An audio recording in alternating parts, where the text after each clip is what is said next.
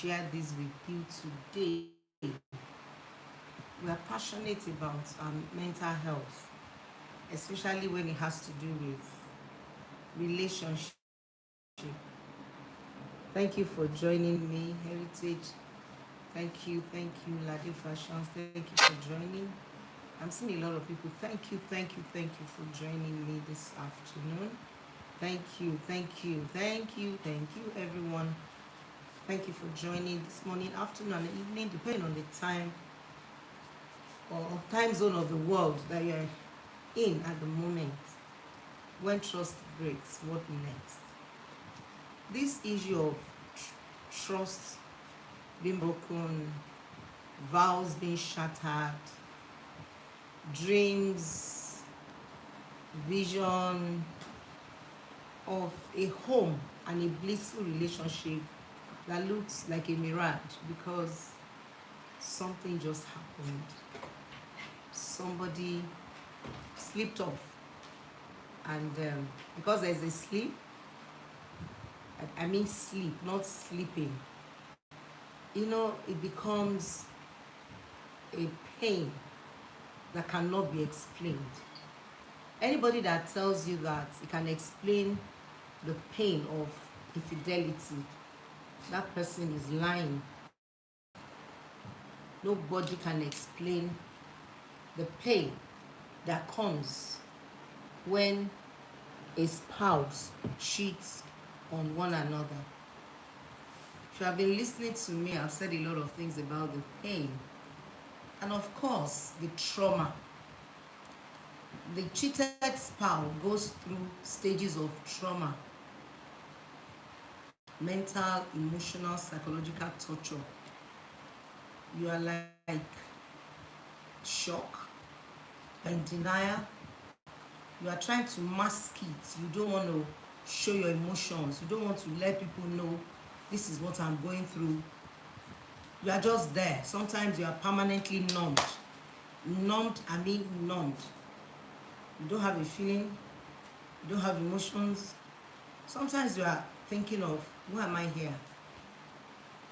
So many times suicide comes to mind because, in all honesty, it's like your world crumbles when there's a discovery of, or there's a disclosure or a discovery. You just got to know that your trusted spouse is cheating on you. I listened to a man this afternoon. A whole man. He was crying. he was shivering in his thoughts.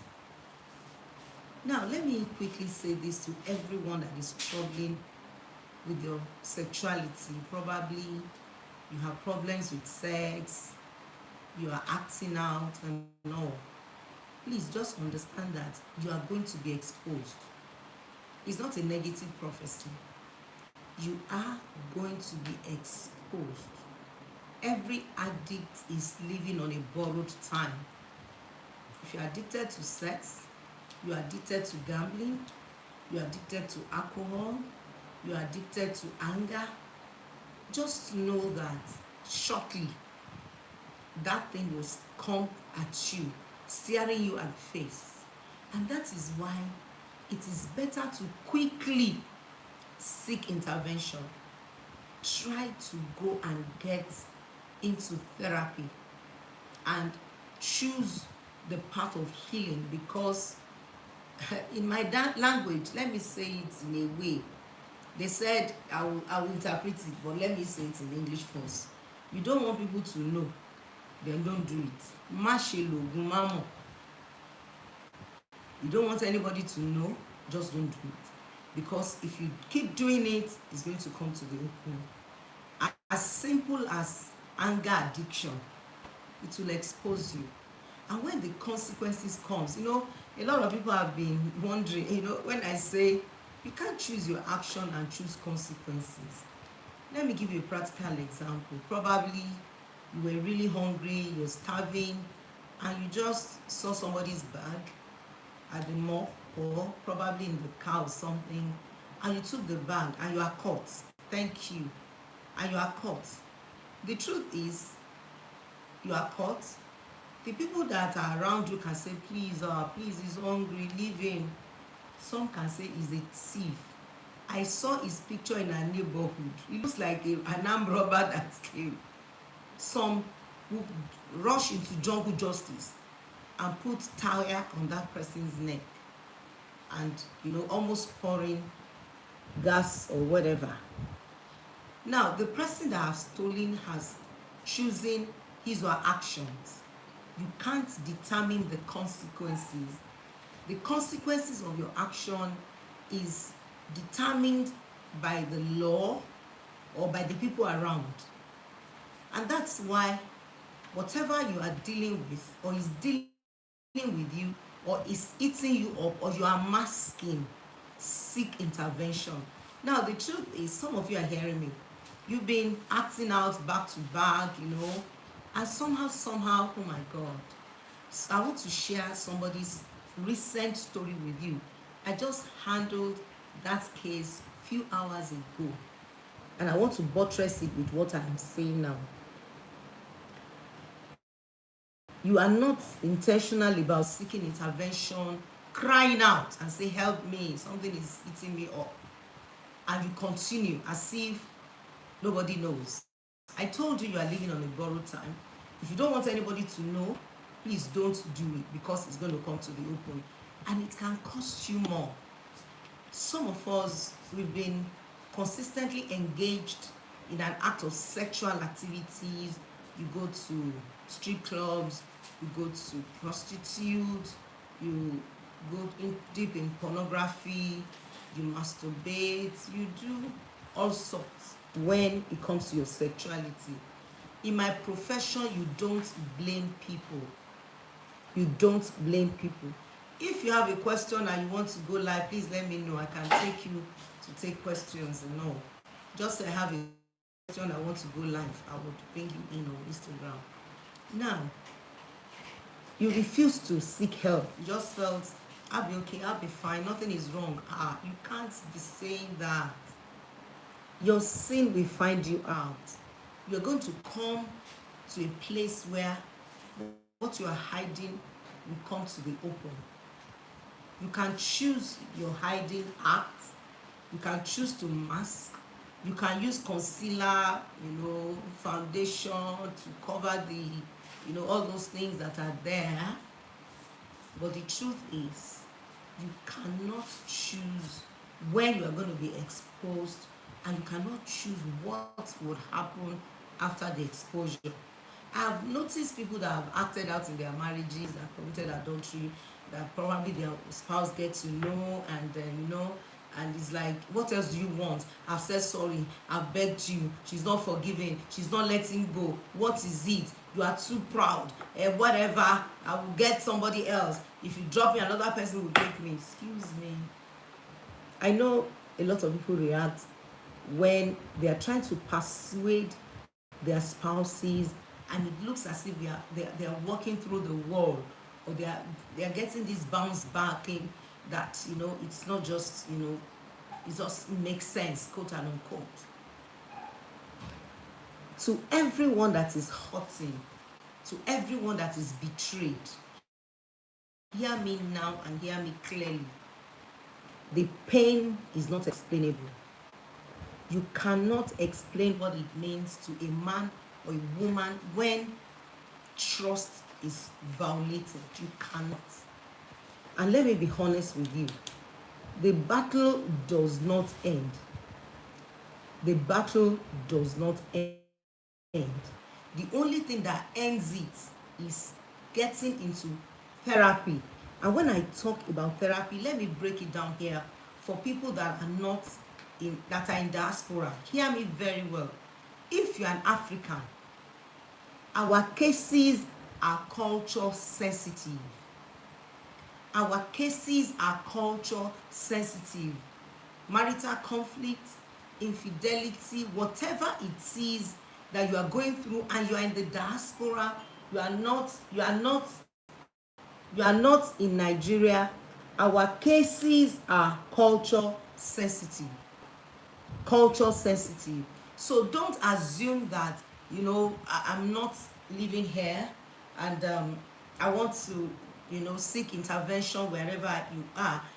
I've had over, I don't want to exaggerate, over 50 clients that came back to me and said, we've seen therapy in our various locations.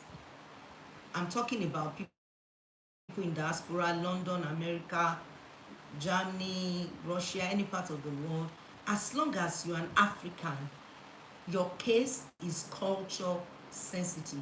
So you cannot relate infidelity with the person that is. Let me give you an example. You met a therapy is a white person who doesn't understand the culture, that our culture itself kind of allow infidelity. The therapist will tell you, is it changing? Is it wanting therapy? Does it want to do something about it? If not, get a divorce. But our culture would think, what about children? What about my extended families? What about this? What about that? Pressures are coming from every nook and cranny. Let's go, don't let's go. You did it on purpose. Pendulum is the feelings. You are acting like a pendulum. You are undulating, you are not stable. The only way that this thing can go to the sea of forgetfulness is when there is an intervention, a therapist. Listen to me. Any court, if your wife caught you cheating, your husband caught you cheating, your wife caught you masturbating and watching pornography, trust died that day. To build that trust back, there is a lot that is involved. It is not going to be easy. It cannot be treated casually. The pain of heartbreak, shattered vows, drenches into your soul. It is not alone. It's not only the feelings alone. It sits in your conscious, subconscious. It eats you up like having cancer eating somebody up. That's the best word I can use. It's like cancer cells eating up your cells. Cells fighting each other. That's the feelings. So it is beyond, you are overreacting. Why are you acting like this? He has said sorry. What again do you want? I've begged you. A woman told me this afternoon in therapy. I'll say that one and say the other one I wanted to say before. He said, ma, if this man, he must delete all the numbers on his phone. He must tell those people I'm not doing again. The woman was palpitating. I had to tell her, I said, madam, we are not yet. We're still going to handle infidelity. But you could see that the man is broken. But the woman cannot comprehend, why would he do this to me? Why? And the whys, when we are talking about after hard, what next, I'll be chipping it in gradually. Why would a man go out of his way to meet another woman and kept it on and on and on, and somehow have multiple partners, multiple activities sexually with different women that are not countable? Some do have that. Coming back to this person, I'm saying something that if you're struck, I went back to something, I'm coming back to it because it came back to my mind. When you are struggling with your sexuality in any way and you are masking it, I said you are living on a borrowed time and it's going to explode on your face. I just finished a session with another client, and what she said, her husband has been having extra whatever activities, extramarital relationship for over 6 years. They've been in and out, they will fast, they will pray. Can you please listen to me? Don't tell anybody to fast you out of sexual struggle. It is not fasting. It is a psychological thing. It is addiction. It is things that the man is not even aware of. Can you please, Cain does not take away infidelity. It's a mental issue. Now, don't get me wrong. Well, Cain, Cain does not do anything to it. I don't even want to agree to that. The woman told me that last week she went to the hospital because she was feeling sick. I feel like crying with what I'm saying now. She went to the hospital and she was discovered that she was HIV positive. And she said, Ma, of course, she still meant, I mean, they've been giving her sleeping drugs. If you listen to her voice note, you will faint. Even while if you listen to what she was saying, you will almost pass out. Now, if I allow you to listen to the voice note. She now insists that, well, I've never had an external relationship since I got married to this man. So, over to you, sir. Let's go and do a test. It was now that the test came out and the man is also positive. Now, this man has been living a careless life. Like I said, you kept lying, stealing, doing stuff that you're not supposed to do. And you think you're going to get away with it finally. It's not possible. Now, he has been tested positive of HIV. If you are struggling with, I'm doing screening tests for every addiction: gambling, anger, sex, and what again? Everything that has to do with addiction. I'm doing screening tests. I stop gambling with people's emotional wellness.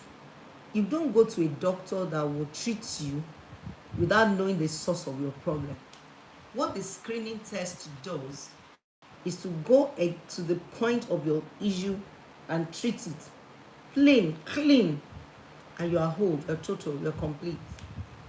That's the essence. Now, he has given his wife HIV and he's also positive. How do you explain that? The innocent woman. That's why we dare not judge people in my profession. We dare not. Somebody will say, why would you not judge? Is it not? You don't understand. If you understand the dynamics, the depths, the intricacies of addiction, you will have compassion on a man or a woman that struggles. I don't even need too much. One or two conversations, I understand the diagnosis, I know the prognosis of your family history. She's positive. She has been on antidepressant, actually, because she said she has not slept in 5 days. She's lost her mind. Did she prepare for the pain? No. She thought she was going to end her life like that, having to live with sexually transmitted diseases for the rest of her life. What she never planned, what she never thought she would have, that's what would be the list of her dream. But here she is. Every addiction is a destroyer. Deal with it. Get into therapy. Yes, I know therapy is expensive, very, very expensive, but it's your life. Oh, somebody said, I have cancer. I was told lately, the lady is dead now, that when they wanted to start the cancer treatment, it was fortune they spent. Millions, yes. Because it's a terminal disease. It's a deadly disease. It's the same thing with any form of addiction. Addiction is a deadly disease. It's a terminal disease. Now, the guy is HIV positive. The wife is positive. And she said, Ma, I will never, my husband mask his addiction in a way that you cannot believe. You can't know. And I understand what she's saying. It's not him. Don't get me wrong, you don't choose your action, you don't choose your consequences. You cannot but take responsibility. It's not your fault that I'm saying. It's not for you to just think whatever. No, you still take responsibility for your actions. And that is why you sit in therapy for years to deal with the root. Take you to the mental, emotional, psychological theater and prune you and purge you off your sexual struggle. Then you can tell yourself for 6 months, for 1 year, have been sober, have not, my desire has been pure. That is it. Or else, everything is a matter of time. Your inheritance, everything you have labored for, your identity is truncated completely. Because shame and reproach shall he get, and his reproach will not be wiped away. That's deep. When heart breaks, what next? Heartbreak from each spouse is more psychological. It's a mental challenge. It's a mental illness. Please. I've seen people that would do some things that is weird in an act of addiction, and they will ask themselves, are you sure I'm the one that did that? It's addiction. Are you sure I actually sent my naked picture, or I took video when I was sleeping with somebody else's wife? Am I the one? Your brain has been hijacked. The brain thing. That's why in therapy we retrain the brain. We go through so many levels of recoveries. We do psychoeducation, we do psychoanalysis, we do cognitive behavioral therapy. We teach you how to handle pain without it being dysfunctional. And it's the same. Anger, sex, gambling, and of course, I can't remember the fourth one, but everything is there. We do anger screening test, sexual screening test, pornography, masturbation, sexual screening test. We do anger, we do gambling. I think it's 4. We want to know the root. Now, what next as a woman? Let me try and I put something here. Last week I talked about, I was trying to look at what I said. I'm becoming him. That is his reality. Is becoming a man of integrity. Your own reality, his own reality also is, I've never loved her more. This exposure, this disclosure, this secret that came to the open. Hey, I love my wife the more. Please listen. Men that says after their exposure, after the disclosure, after they are caught in adultery, men that says I've never loved her more, they are men that are not having personality disorder. I'm using that word, I'm breaking it down. That are not having personality disorder. They are not sociopaths, they are not psychopaths, they are not narcissists. Now, one thing about narcissistic personality disorder, when they are exposed, they try to hoover you back, make you feel okay. If they are not in therapy, it's an accident that is going to happen. They would try and mask it back. Now, let me quickly say this. Some of us, if you know the effect of infidelity over the lives of your children, if you are struggling with your sexuality or any form of addiction, you will seek intervention now. I say, just help me. Because the truth is, very soon, you will look at the lives of your children, you will cry, you will wail, you will travail. If you are not a narcissist, a narcissist will not mind because they don't even know they have a problem. But if it is addiction, just understand something, that it's a lifetime regret if you don't quickly seek intervention. You are telling yourself, oh, I'm so happy, my eyes are open, I'm not going to do it again, I really love my wife. Yes, that is your reality, and that is the truth. For a man that is struggling with his sexual life and is been able to get into therapy, the person is excited, is overwhelmed with joy, he wants reconciliation, he wants peace, he just wants everything to be back to normal. That is his reality. He wants everything back to normal, and that is the truth. Now, I've never loved her before comes from the place of guilt, shame. Thank God I've not lost her, she's still available. Yes, that is the psychology of having to realize how much pain you have caused your wife. That is your reality. So what next? Let's go on, continue, let's keep our love life on. For a woman, no. And listen to me, what next? Hear me now, what next? The moment there's a disclosure of infidelity, please rush to therapy. You know why? I'm not talking about people that say they are counselors. I say go and look for someone that understands the dynamics of infidelity, heartbreak, shattered vows, that is trained to help people.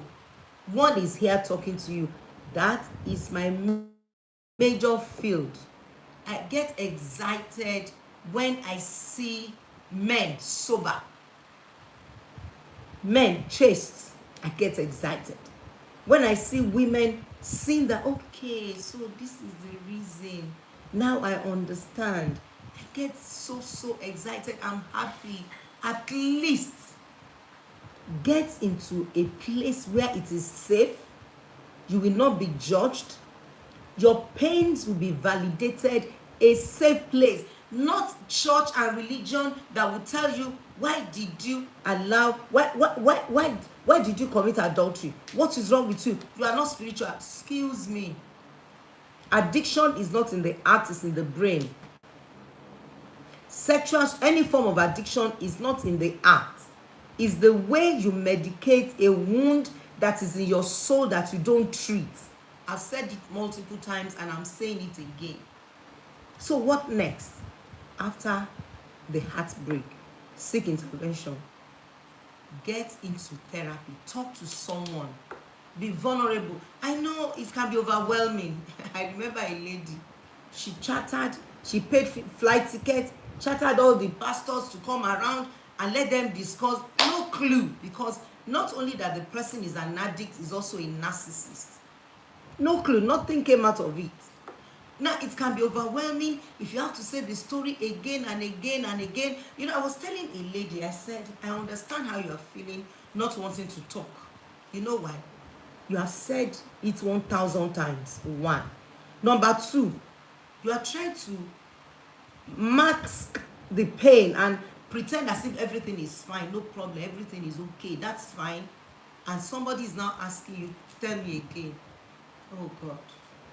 So I will start opening this wound again. That's just the idea of sometimes the spouse that is cheated on just kept is numb. And of course, I shared with you about my toenails that fell off on the pulpit when I was preaching in Pittsburgh in America. I've been managing that nail for a very long time. The guy that has been doing my pedicure will tell me, Mommy, let's remove this nail. I said, don't remove the nail. I will treat it. I'll put M&B, I'll put hydrogen peroxide, I will do. Sometimes when I'm cleaning it with cotton wool, it's the odor that comes out smells. But I just say, The fungal infection was eating into my nails and I didn't want to expose it because I want to enjoy my shoe, open shoe to preach. But one day, I was preaching. The nail fell off and blood was everywhere on the altar. And what next? I was not going to preach for 3 days at the conference, or I preached, let me put it this way, I preached without even slippers because the pain was in my brain for 3 days. And the Holy Spirit said to me, anything you cover will decay. Meaning that if your wife or your husband cheats on you and you mask the pain because you have said it to few people, pity party, people that would listen and ones that will not listen, people that will judge you and they will not judge you, and you are just tired, you don't want to talk again. Not talking about it does not make the healing to come, does not make the wound to heal. You have to, if it's a wound, which I know it's a wound that is inflicted in your life, I didn't say so. Listen to me. Heartbreak, shattered vows affect the spirit, the soul, and the body. I've had people that have ulcer. I have 4 ladies now in my therapy sessions that are breast cancer. What is in their breast now is silicone. And it was because of the disclosure of their husband's infidelity. So the body marks the scars. Your body is hearing it. Your body is feeling it. Your body is handling it. Your body knows. So for the fact that you are covering it and you are masking it does not mean that the wound is healed. Let me explain something to you. I don't know if some of you have experienced that. There are some wounds that you have that has patches on it. Some wounds, that old wounds, maybe it's in there, and it has patches on it. And so one day, maybe you just felt like scratching it, and you just scratched it. And when it is scratched, you now notice that, fresh blood.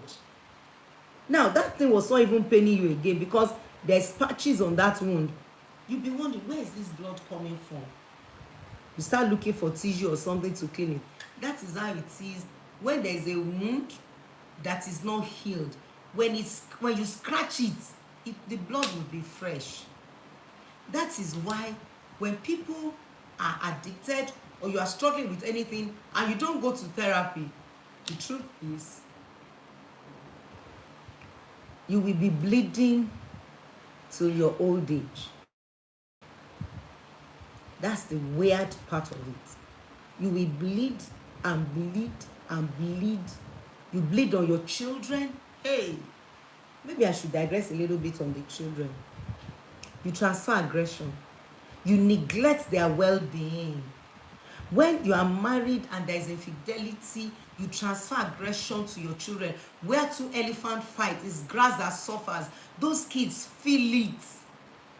And because you are not healthy, you are not even raising children healthily. One woman told me, she said, I was beating my children. I said, fast.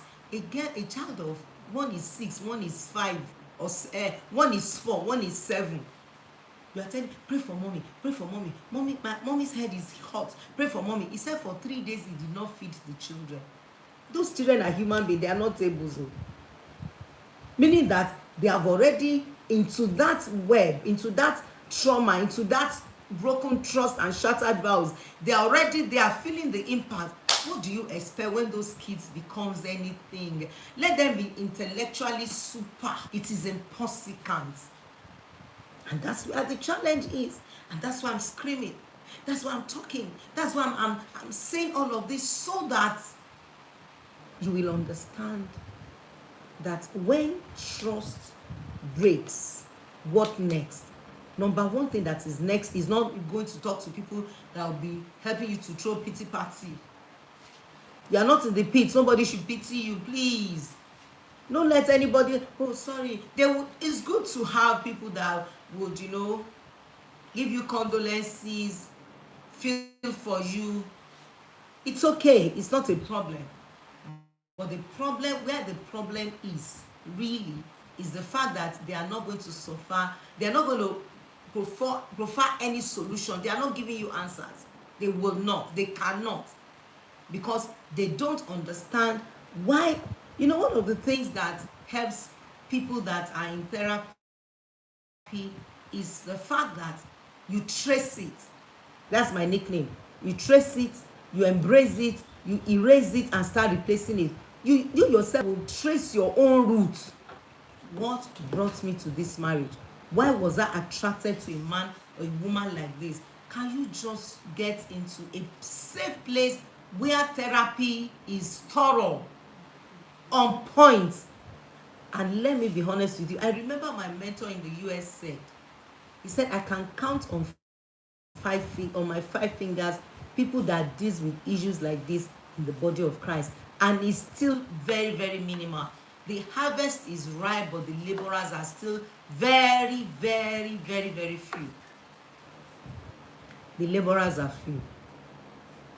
So it is difficult for people to work with you if they are not professionally inclined in that terrain.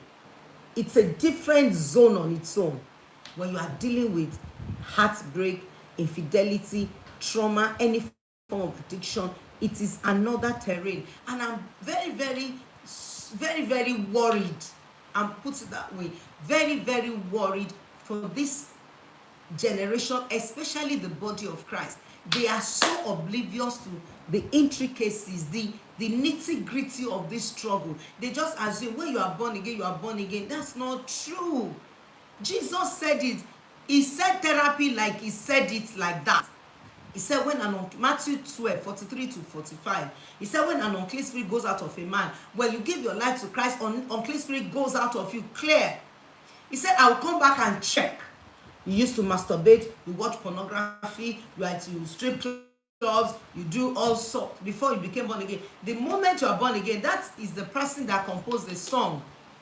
The things I used to do, I do them no more. The things I used to do, I do them no more. The things I used to do. That is how it happens when an unclean spirit goes out of a man, walks through that places, seeking rest. He will be going everywhere. And he will say, let me come and check. Let me have a peep into my old nest. And when he finds it clean, oh my goodness. It's not supposed to be clean. It's supposed to be in therapy. People that have unclean spirits.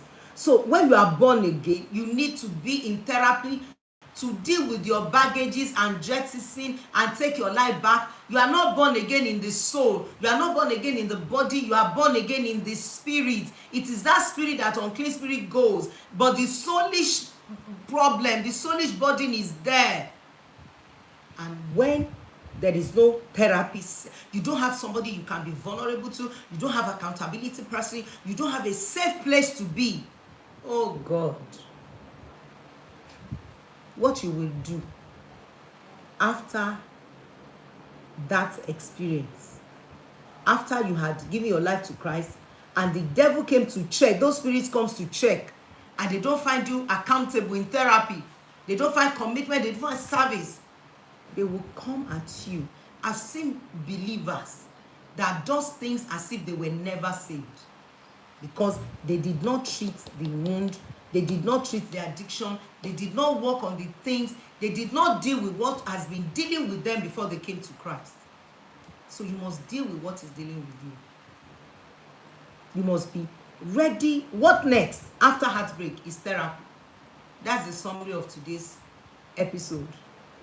After you have been heartbroken, trust has been shattered, you have to sit with, listen to me, I'm talking about consistent, solid support system.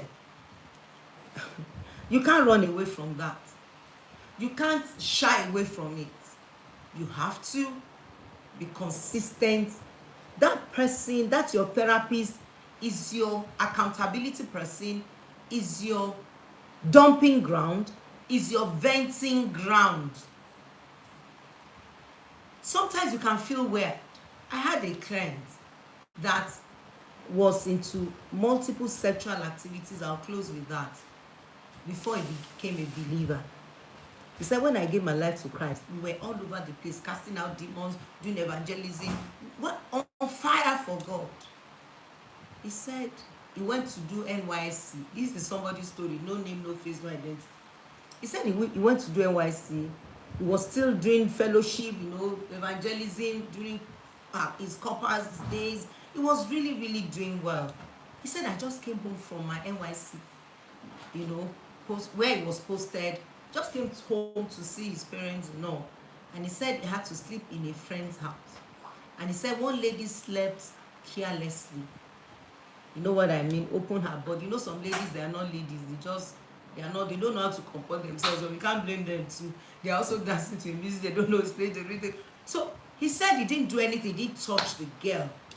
But he said, Ma, as soon as I left that place, my thoughts, the whole picture of visiting prostitute, doing foursome, threesome, sleeping with multiple partners, clubbing, oh God, he said, Ma, everything, the picture was haunting me. He said, that night I went to the prostitute. He said that was the door that opened. And I'm not sure. Let me leave the rest of the story.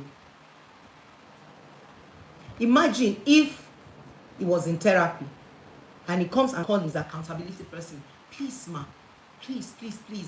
I just went to my friend's house now, spent a night, and one girl just slept carelessly, and from that day I've been struggling. That is the end. Because a therapist, your support system knows the way, knows what to do with that overwhelming exposure and trouble. He knows. She knows. I know what to do. But he couldn't tell anybody. Can somebody type it? You are as sick as your secret. You are as sick as your secret. You are as sick as what you are hiding. And that was it. He has done, after that, he has done crazy things. I know it. I know that he's one of my clients, so I understand. He has done weird things because of the fact that there was nobody he could open up to. Thank you for writing it. You are sick as your secret. There's nobody to open up to and explain. Now, you know, the reason why people don't want to be vulnerable, that's why seek a professional intervention. Thank you, Ivan Global Expert. You know, you are sick as your secret. That's why people don't want to open up, because they don't know who's safe. They don't know who is going to use their case on the pulpit. So people keep their secret. They don't want to open up because they are scared. They are already ashamed. There's nobody that is struggling with anything that does not have the cycle of shame and guilt. So now that there's shame, you want to compound my shame and put me on the spot. No, don't put me on the spot. So that's why a lot of people keep their secrets. That's why professional intervention is a safe place. They know your weaknesses, they know your struggle, they know you are battling with some things, but they open their arms to you to be vulnerable. And I've seen people, when they know that they're in a safe place, they open up, they don't hold back. Oh God, I've seen people that did not hold back. I used to appreciate them specially. Thank you for trusting me. I've seen men, I'm not joking, I've seen men that if they want to, I don't know how to explain it. If they want to go and wee, as simple as that, as small, as little as that, they want to go and wee, and they says that probably there are some ladies around, they will call me, they will chat, and say, I want to go and wee now, I'm struggling. And I know this job, I know this job. This is my life. I'm born with it. I was telling my staff today, I said, I love my job. I've been doing therapy since morning. I say, I love my job. Come on. I can't do any other thing in this life than what I'm doing. I'm so fulfilled. I see life opening up. I see destiny transformed. I see people getting resuscitated after death. When I say death, emotional, psychological death, they are back. And they are doing well, with or without their spouses. That's the beauty of it. Because some spouse will say, I'm done. Or just tell them, don't worry. Out of marriage is not out of life. But you just take care of yourself. If fire burns you and you burns your child, it's your own you will remove first. You'll be a better person. If the person that walked out of your life see you in the next 5 years, you are a better person for yourself. You'll be wondering, I missed. That's how to reply. But if you now say because somebody is not ready to work on himself or herself, you are not going to be going down the drain yourself, then you don't love yourself. And the Bible says, sorry that I'm putting Bible, I'm a Christian therapist, but I help Muslims. I've had, in my years of experience, in therapy, I think I have like 15 staunch Muslims that wear hijab, staunch Muslims, and I've been able to help them out of their struggle because I'm a professional. I'm trained to be a psychologist, so I understand this terrain very, very well as a profession, not as being religious. But if your faith is now Bible, we enjoy ourselves in that terrain. And the truth is, the moment you are able to expose it, that is the end of that secret. You will have peace, you will have joy. No more hiding. I'm not hiding anything again. Then you are free to fly. You are excited about your life, and you have peace with yourself, and you have peace with your God. After heartbreak, what next? Today, I'm just talking passionately about therapy. I still have a lot to talk about on after heartbreak, what next? I'll see you next Saturday for another edition. Thank you for asking. Thank you. Is anybody asking questions? Hey, the Gentle Still Devotional is out. The one of December, the December edition is out. What's Gentle Still Devotional? Is a 30 days to sanity and quiet strength in a narcissistic marriage, or in a marriage that you are struggling with a spouse that is difficult. Day one, guard your mind where strength. That's page one. The devotional is going to be coming out every month. If you are subscribing to it for 1 year, it's 50,000. But if you are buying it as one, it's 5,000. You have somebody. It's soft copy. We don't do hard copies. Paper is quite expensive, but we do soft copy. You send me a DM. You get one for yourself, and probably if you know anyone that is in a difficult married to a narcissist, a sociopath, or the marriage is just difficult, you need to just get this book and present that person this Christmas. Master your inner dialogue. When you are married to a narcissist, you have a lot of noise going on in your mind. You have a lot of conversation. See somebody that is also, there are some one questions in your mind that you don't know how to answer. This 12, stop explaining yourself to misunderstanding you.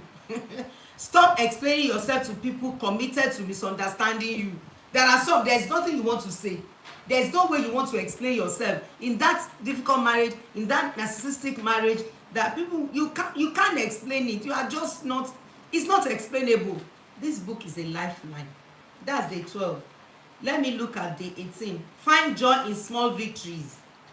Hey, dealing with a narcissist or in a difficult marriage, it's like you are healing like peeling an onion. You are just healing back. Please avail yourself of this book, Gentle Still Devotional. I think there's a book on narcissistic care. One of my clients just discovered that the father is a narcissist. It wasn't funny at all. That I wrote is a vampire, something picture like that, like the picture. I think